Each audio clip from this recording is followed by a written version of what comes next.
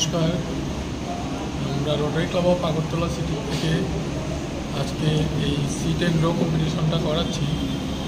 আসলে এপ্রিল মাসটা হলো আমাদের এনভায়রনমেন্ট প্রোটেকশন মাস। এই মাসে আমরা এনভায়রনমেন্ট প্রোটেকশনে নিয়ে কাজকর্ম করে থাকি। তো এনভায়রনমেন্ট প্রোটেকশনের ব্যাপারে বাচ্চাদের মনের মধ্যে একটা চেতনা জাগাতে আজকের এই সিট অ্যান্ড গ্রো কম্পিটিশনের আয়োজন করা হয়েছে।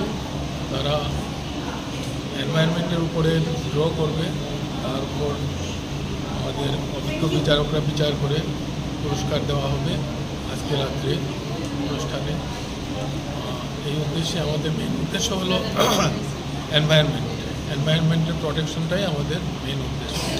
এটা মানুষের মধ্যে প্রচার করার জন্যই আমাদের পারিপার্শ্বিকতাকে যে সুন্দর করে বজায় রাখতে হবে, এটা একটা চেতনা জাগার